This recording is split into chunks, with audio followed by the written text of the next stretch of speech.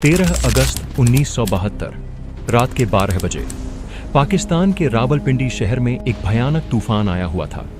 आसमान में बिजली कड़क रही थी और बारिश इतनी तेज थी कि पास खड़ा आदमी भी दिखाई नहीं दे रहा था। लेकिन इस तूफान के बीच पाकिस्तान की सबसे safe jail Rawalpindi POW camp एकदम शांत थी। ऊंची दीवारें, उन पर कांटेदार तार और टॉवर्स पर मशीन गन्स के साथ खड़े गार्ड्स। यहां से भागना तो दूर, हिलना भी इम्पॉसिबल था। तभी सेल नंबर 4 के अंदर अंधेरे में कुछ हलचल हुई। 3 भारतीय पायलट जमीन पर आगे घिसट कर चल रहे थे। दिलीप पारुलकर ने धीरे से कहा, गहरी शोर मत करना, बाहर गार्ड बैठा है। तभी हरीश सिंह जी, जो तीसरे साथी थे, उनके पैरों में बहुत तेज दर्द हो रहा था, लेकिन उन्होंने अपनी चीख दबा ली। पारुलकर ने पूछा, हरीश, तुम ठीक हो? हरीश ने कांपती आवाज में कहा, मैं ठीक हूं सर, बस जल्दी चलो। तभी पारुलकर ने अपने सेल की पिछली दीवार की आखिरी ईंट को बाहर की तरफ धक्का दिया। ईंट बाहर गिरी, लेकिन तूफान के शोर में किसी को कुछ सुनाई नहीं दिया।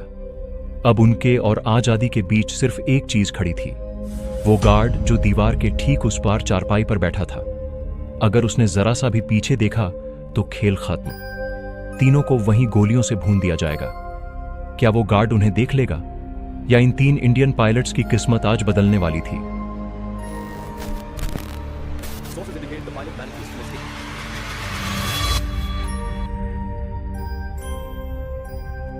जेल की उस दीवार से भागने की कहानी शुरू हुई थी उस रात से ठीक 8 महीने पहले। तारीख थी 3 दिसंबर 1971। इंडिया और पाकिस्तान के बीच जंग छिड़ चुकी थी।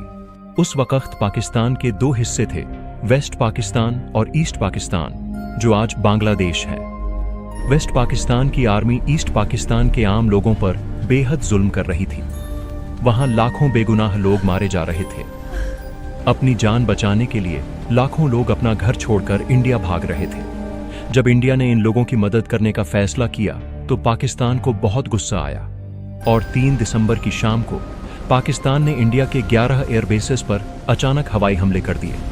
बस यहीं से इंडिया ने भी जंग का ऐलान कर दिया। जमीन पर इंडियन आर्मी आगे बढ़ रही थी, लेकिन आसमान में खतरा बहुत ज्यादा था। इसी जंग में 10 दिसंबर 1971 की सुबह पारुलकर अपने सुखोई 7 फाइटर जेट में थे।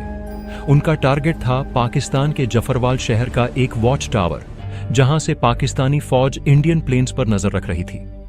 पारुलकर ने जैसे ही टावर पर हमला किया, नीचे से दुश्मन की तोपों ने फायरिंग शुरू कर दी। उस तोप का गोला सीधा उनके जेट पर लगा। प्लेन में आग लग गई। पारुलकर के पास सिर्फ एक रास्ता था, प्लेन से कूदना। उन्होंने बटन दबाया और पैराशूट के जरिए नीचे कूद गए। लेकिन जैसे ही वो जमीन पर गिरे, उनकी किस्मत ने उन्हें सीधे दुश्मन के इलाके में गिरा दिया। चारों तरफ से अल्लाहू अकबर के नारे गूंजने लगे। गांव वाले लाठी डंडे लेकर उन पर टूट पड़े। किसी ने उनकी वर्दी फाड़ी, किसी ने उन्हें लात घूंसों से मारा। पारुलकर वहीं बेहोश हो गए। वो शायद उस दिन मारे जाते, लेकिन तभी एक पाकिस्तानी सिपाही ने भीड़ को रोका। उसने चिल्लाकर कहा, रुको, इसे मारो मत, ये जिंदा हमारे ज्यादा काम का है। बेहोशी की हालत में उन्हें उठाया गया और एक अंधेरी कोठरी में डाल दिया गया। जब आंख खुली तो सामने एक पाकिस्तानी अफसर खड़ा था। उसने पारुलकर के मुंह पर कागज पेन मारा और चिल्लाया, आदमपुर एयरबेस का नक्शा बना अभी के अभी। दुश्मन का प्लान साफ था। वो हमारे एयरबेस की लोकेशन जानकर वहां बम गिराना चाहते थे। पारुलकर का शरीर टूट चुका था, उन्हें बहुत तेज दर्द हो रहा था, लेकिन वो डरे नहीं। उन्होंने मना किया तो उन्हें टॉर्चर किया गया। फिर उन्होंने एक चाल चली। उन्होंने अफसर को एक नक्शा बनाकर दिया। अफसर खुश होकर चला गया, लेकिन उसे पता नहीं था कि पारुलकर ने आदमपुर एयरबेस नहीं बल्कि मुंबई एयरपोर्ट का नक्शा बना दिया था। जब अफसर को यह पता चला तो वो गुस्से से पागल हो गया। उसने सजा सुनाई, आज पूरी रात तुम खड़े रहोगे, अगर बैठे तो गोली मार दी जाएगी। पूरी रात पारुलकर एक कोने में खड़े रहे। पैर कांप रहे थे, लेकिन तभी पहरा दे रहे गार्ड को तरस आ गया। उसने धीरे से कहा, साहब आप बैठ जाओ, जब कोई अफसर आएगा तो मैं खांस दूंगा, तब खड़े हो जाना। सिर्फ पारुलकर ही नहीं, बाकी साथियों की कहानी भी बहुत रोंगटे खड़े करने वाली थी। दूसरे जांबाज थे फ्लाइट लेफ्टिनेंट M. ग्रेवाल, जिन्हें सब प्यार से गैरी कहते थे। गैरी का मिशन बहुत खतरनाक था। वो पाकिस्तान के रफीकी एयरबेस को उड़ाने गए थे। जैसे ही उन्होंने वहां बम गिराए, दुश्मन की मिसाइल सीधा उनके प्लेन से जा टकराई। उनका प्लेन आग का गोला बन गया और उन्हें मजबूरन दुश्मन की जमीन पर पैराशूट से उतरना पड़ा। तीसरे पायलट थे हरीश सिंह जी। इनके साथ तो और भी बुरा हुआ।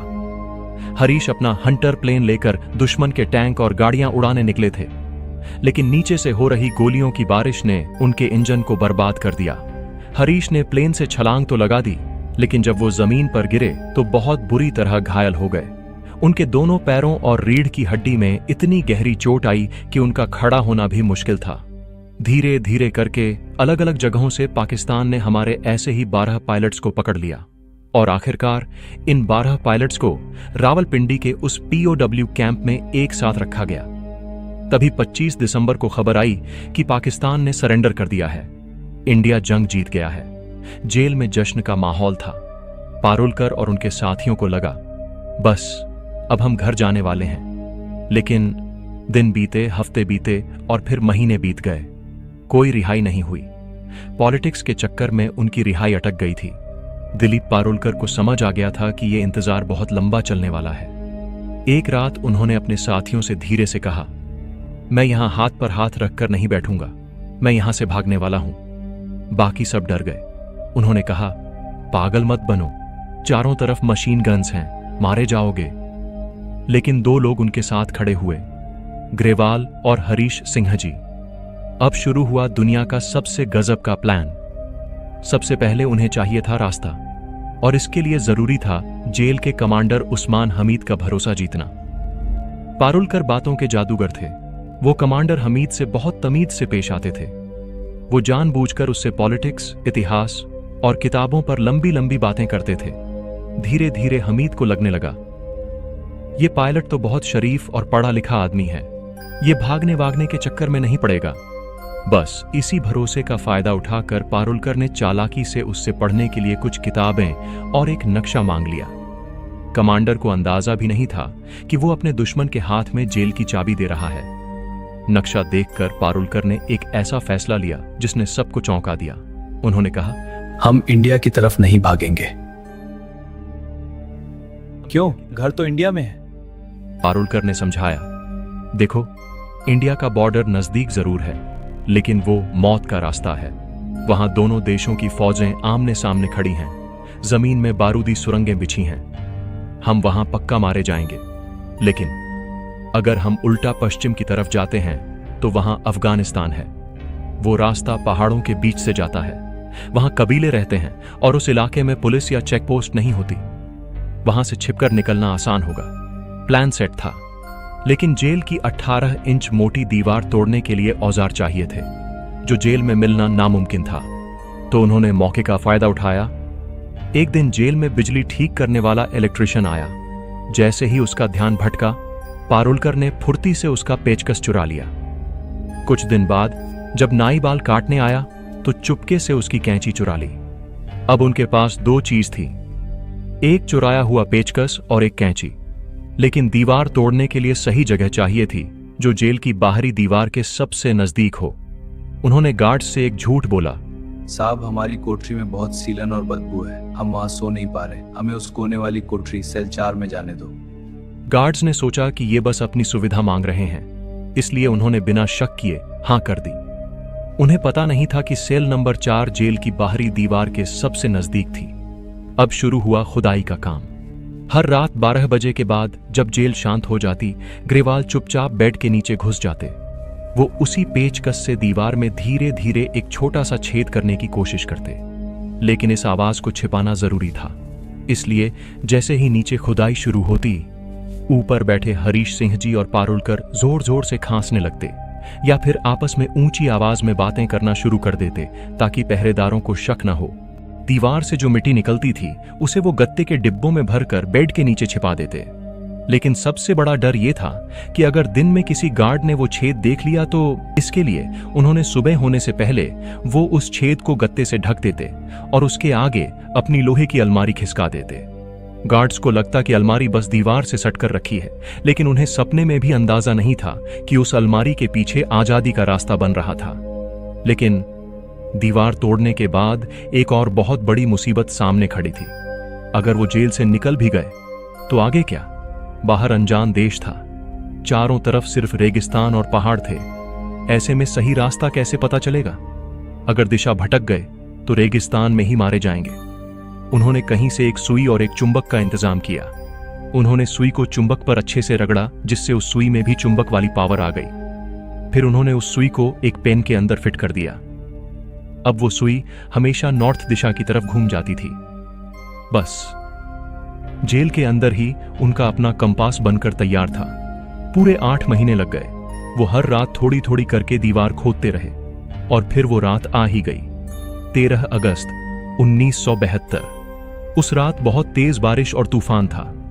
यही वो मौका था जिसका वो इंतजार कर रहे थे, क्योंकि बारिश की आवाज में उनके भागने की आहट किसी को सुनाई नहीं देती। दीवार में इतना बड़ा छेद हो चुका था कि कोई भी इंसान उसमें से आसानी से बाहर निकल सके। बस आखिर में सिर्फ एक ईंट हटाना बाकी था, जिसे हटाते ही रास्ता खुल जाता। आखिरकार उन्होंने वो आखिरी ईंट धीरे से हटा दी। रास्ता खुल चुका था। सबसे पहले ग्रेवाल रेंगते हुए उस छेद से बाहर निकले। उनके पीछे हरीश सिंह जी, जिनके पैरों में बेइंतहा दर्द था, लेकिन आजादी के जुनून में उन्हें कुछ महसूस नहीं हो रहा था। और सबसे आखिर में निकले दिलीप पारुलकर। हैरानी की बात यह थी कि पहरा दे रहा गार्ड उनसे सिर्फ कुछ कदम दूर बैठा था, लेकिन बारिश इतनी तेज थी कि उसे भनक तक नहीं लगी कि उसके पीछे से 3 कैदी गायब हो चुके हैं। जेल की दीवार पार करते ही वो भागने लगे। उन्होंने जीटी रोड पकड़ी। वो जानते थे कि अगर सुबह तक बॉर्डर के पास नहीं पहुंचे तो पकड़े जाएंगे। रास्ते में उन्होंने एक बस रोकी जो पेशावर जा रही थी। कंडक्टर को शक न हो, इसलिए उन्होंने पंजाबी में बात की और टिकट ले ली। अगले दिन सुबह वो जमरूद पहुंच गए। यहां से अफगानिस्तान का बॉर्डर सिर्फ 8 किलोमीटर दूर था। सिर्फ 8 किलोमीटर। आजादी उनकी आंखों के सामने थी। लेकिन यहीं पर उनसे एक बहुत बड़ी गलती हो गई। उन्हें लगा कि वो ऐसे इलाके में आ गए हैं जहां पुलिस का कोई जोर नहीं चलता। वो बेफिक्र होकर एक टपरी पर चाय पीने और रास्ता पूछने रुक गए। किस्मत देखिए, वो चाय की टपरी तहसीलदार के ऑफिस के बिल्कुल पास थी। वहां मौजूद एक क्लर्क की नजर उन पर पड़ गई। उसे शक हुआ, क्योंकि वो आपस में धीरे धीरे बात कर रहे थे और उनकी भाषा वहां के पठानों जैसी नहीं थी। वो पास आया और कड़क आवाज में पूछा, तुम लोग कौन हो? अपना आईडी कार्ड दिखाओ। पारुलकर ने तुरंत दिमाग चलाया और पूरे कॉन्फिडेंस के साथ एक झूठ बोला, हम लोग पेशावर एयरबेस से हैं, लंडी कोटल जा रहे हैं थोड़ा आराम के लिए। उन्होंने सोचा कि एयरफोर्स का नाम सुनकर वो डर जाएगा, लेकिन वो क्लर्क बहुत चालाक निकला। उसने कहा, अगर एयरफोर्स से हो तो अपना वारंट या पास दिखाओ। अब वो फंस गए। उनके पास कोई आईडी, कोई पास नहीं था। पारुलकर ने रौब झाड़ने की कोशिश की, गुस्सा दिखाया, लेकिन क्लर्क ने तुरंत तहसीलदार को आवाज लगा दी। अगले ही पल चारों तरफ से पुलिस वाले और हथियारबंद गार्ड्स आ गए। उनकी बंदूकें सीधा पारुलकर और उनके साथियों की छाती पर तनी थीं। ग्रेवाल बहुत ताकतवर थे। उनका खून खौल उठा। वो लड़ने के लिए आगे बढ़ने ही वाले थे कि पारुलकर ने उनका हाथ पकड़ लिया। उन्होंने धीरे से कहा, नहीं गैरी, इनके पास बंदूकें हैं, हम मारे जाएंगे। उनके पास सरेंडर करने के अलावा कोई रास्ता नहीं था। सोचिए, 8 महीने की मेहनत, 18 इंच मोटी दीवार खोदना और मंजिल से सिर्फ 8 किलोमीटर पहले सब खत्म। उन्हें गिरफ्तार कर लिया गया और हथकड़ियां पहना दी गईं। जब उन्हें वापस रावलपिंडी जेल लाया गया तो जेल कमांडर उस्मान हमीद अपना सिर पकड़कर बैठ गया। वो यकीन ही नहीं कर पा रहा था कि जिस पढ़े लिखे पारुलकर पर उसने भरोसा किया था, उसी ने उसे धोखा दिया और जेल तोड़कर भाग निकला। इस भागने का असर बाकी साथियों पर भी पड़ा। जेल में बचे बाकी 9 पायलट्स पर पहरा बहुत सख्त कर दिया गया। जेलर को डर था कि कहीं कोई और न भाग जाए। उनसे कड़ी पूछताछ की गई, लेकिन किसी ने भी अपने साथियों का साथ नहीं छोड़ा। उनकी हिम्मत की खबर पूरी दुनिया में फैल गई। पाकिस्तान सरकार पर दबाव बढ़ने लगा और आखिरकार 1 दिसंबर 1972 को वो दिन आया। पाकिस्तान के राष्ट्रपति ने भारतीय पीओडब्ल्यूज को रिहा करने का ऐलान कर दिया। सिर्फ पारुलकर, ग्रेवाल और हरीश ही नहीं, बल्कि वो सभी 12 पायलट्स एक साथ शान से सिर उठाए वाघा बॉर्डर पार करके अपने वतन अपने घर इंडिया वापस आए। यह कहानी सिर्फ जेल से भागने की नहीं थी, यह कहानी थी उस जिद की जो कहती है चाहे दीवार कितनी भी मोटी हो और दुश्मन कितना भी ताकतवर, एक भारतीय सैनिक कभी हार नहीं मानता।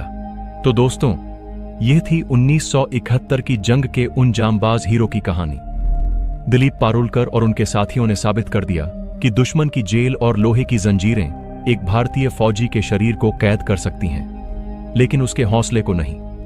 भले ही वो बॉर्डर पार नहीं कर पाए, लेकिन उनकी इस कोशिश ने पाकिस्तान की सिक्योरिटी की धज्जियां उड़ा दी थीं। अगर आपको रियल हीरोज की यह अनसुनी कहानी पसंद आई तो वीडियो को लाइक जरूर करें, इसे अपने दोस्तों के साथ शेयर करें ताकि हर भारतीय को इस बहादुरी के बारे में पता चले।